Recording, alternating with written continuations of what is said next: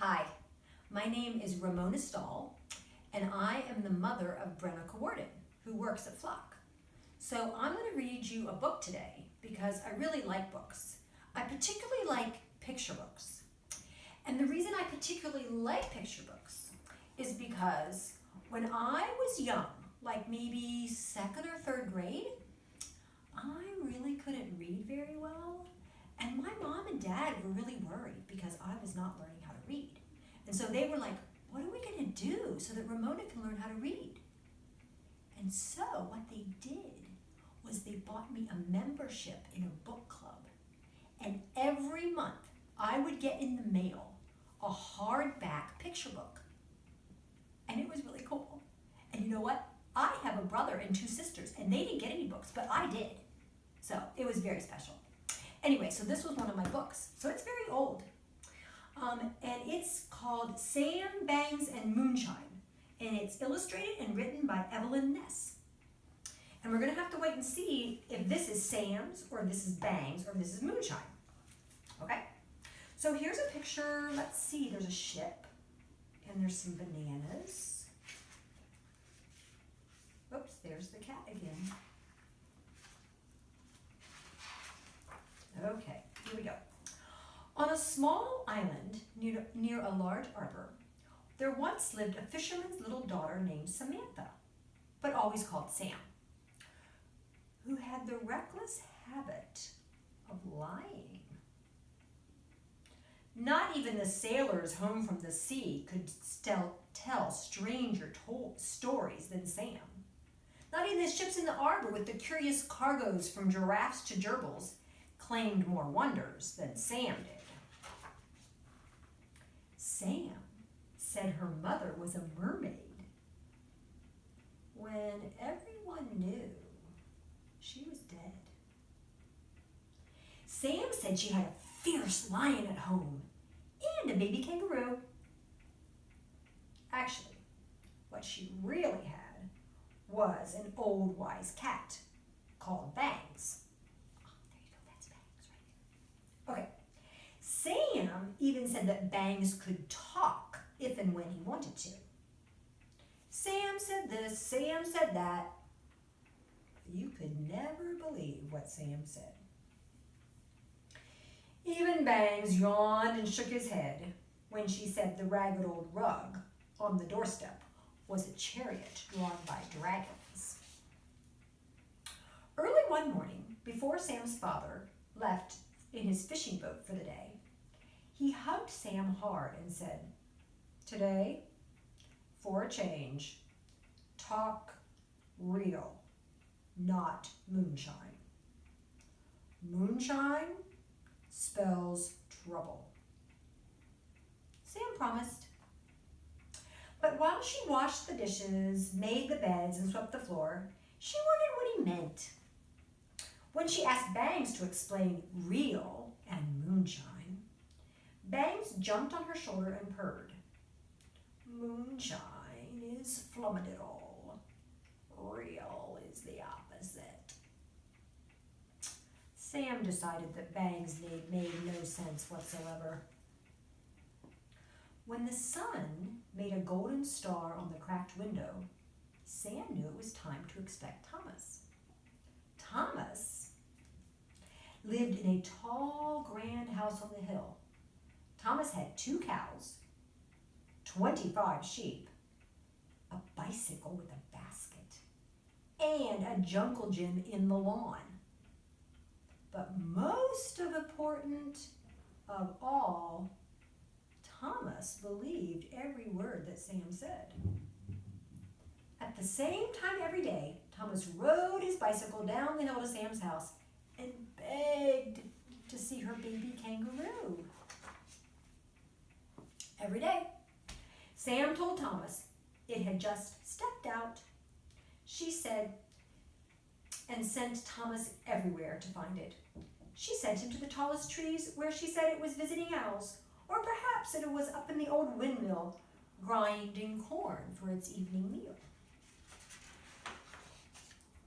Or maybe, she said, it's asleep on the sand, somewhere, anywhere on the Wherever Sam sent Thomas, he went. He climbed up the trees, ran down the steps, and scoured the beach, but he never found Sam's baby kangaroo. While Thomas searched, Sam sat in her chair and was drawn by dragons to faraway secret worlds.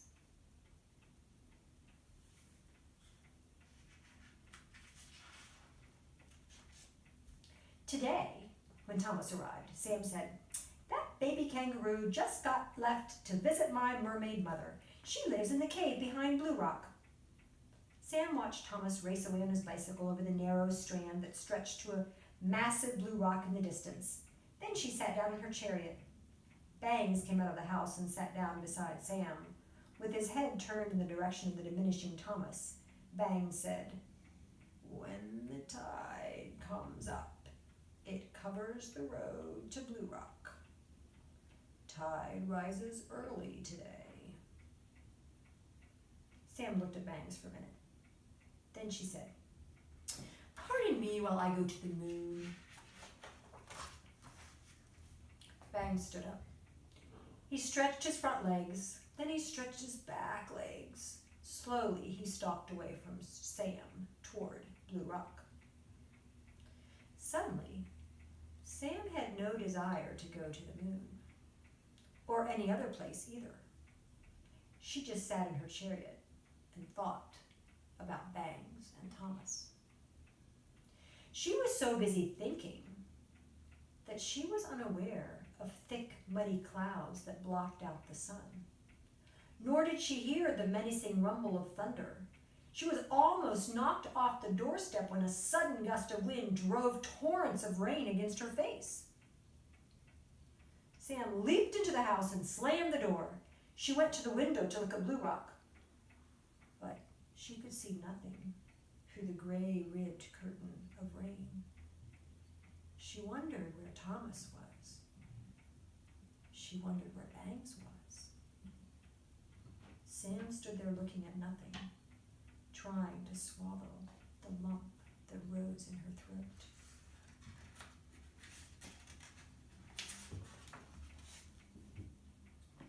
The murky light in the room deepened to black. Sam was still at the window when her father burst into the house. Water streamed from his hat and oozed from his boots. Sam ran to him, screaming, "Bangs and Thomas are out on the rock! Blue Rock! Bangs and Thomas!"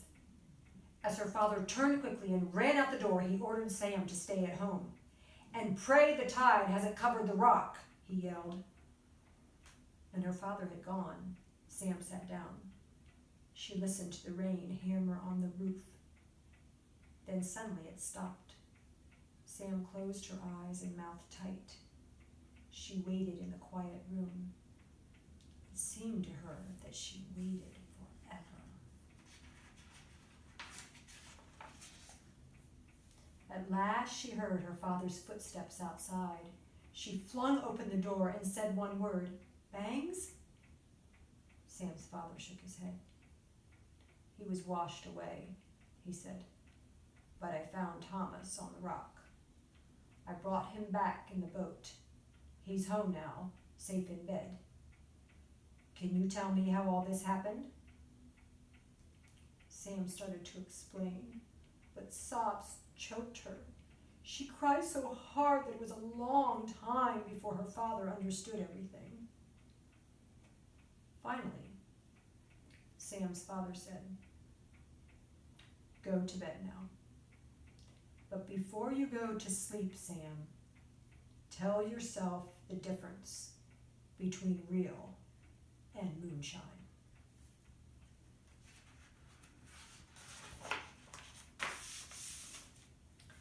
Sam went to her room and crept into her bed.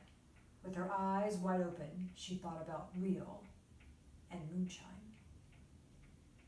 Moonshine was a mermaid mother, a fierce lion, and a chariot drawn by dragons, and certainly a baby kangaroo. It was all formidable, just as Bangs had told her.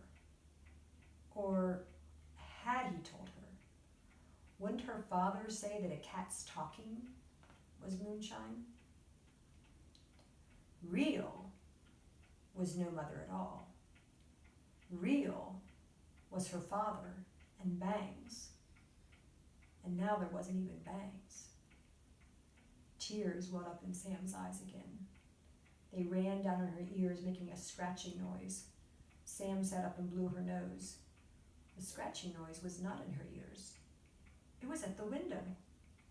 As Sam stared at the black oblong, two enormous yellow eyes appeared and stared back. Sam sprang from her bed and opened the window. There sat Bangs, his coat a sodden mess. "Oh, Bangs," cried Sam as she grabbed and smothered him with kisses. "What happened to you?" In a few words, Bangs told her that one moment he was on the rock with Thomas, and the next he was lying at the foot of the white lighthouse tower a mile away, all done by waves. "Nasty stuff, water," Bangs grumbled as he washed himself from his ears to his feet. Sam patted Bangs. "Well, at least it's not flummadiddle." Sam paused. She looked up to see her father standing in the doorway. "Look, Bangs is home," shouted Sam. "Hello, Bangs. What's not flummadiddle?" asked Sam's father. "Bangs, and you, and Thomas," answered Sam. "Oh, Daddy, I'll always know the difference between real and Moonshine now. Bangs and Thomas were almost lost because of Moonshine. Bangs told me." "He told you?" questioned Sam's father. "Well, he would have if he could talk," said Sam. Then she added sadly, "I know cats can't talk like people, but I almost believed I did have a baby kangaroo." Her father looked steadily at her. "There's good moonshine and bad moonshine," he said. "The important thing is to know the difference." He kissed Sam goodnight and left the room. When he had closed the door, Sam said, "You know, Bangs, I might just keep my chariot." This time Bangs did not yawn and shake his head. Instead, he licked her hand. He waited until she got into bed, and then he curled up at her feet and went to sleep. The next morning, Sam opened her eyes to see an incredible thing. Hopping toward her on its hind legs was a small, elegant, large-eyed animal with a long tail like a lion's. Behind it strolled Bangs and her father. "A baby kangaroo!" shouted Sam. "Where did you find it?" "It is not a baby kangaroo," said Sam's father. "It's a gerbil. I found it on an African banana boat in the harbor." "Now Thomas can see a baby kangaroo at last!" Sam squealed with joy. Sam's father interrupted her. "Stop the moonshine, Sam. Call it by its real name. Anyway, Thomas won't come today. He's sick in bed with laryngitis. He can't even talk. Also, his bicycle got lost in the storm." Sam looked down at the gerbil. Gently she stroked its tiny head. Without raising her eyes, she said, "Daddy, do you think I should give the gerbil to Thomas?" Sam's father said nothing. Bangs licked his tail. Suddenly Sam hollered, "Come on, Bangs!"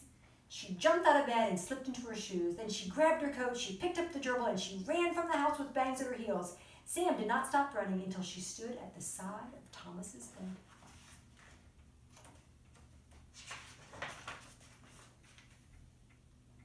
Very carefully, she placed the gerbil on Thomas's stomach. The little animal sat straight up on its hind legs and gazed directly at Thomas with its immense round eyes. "What's his name?" please, Thomas. Moonshine, answered Sam, as she gave bangs.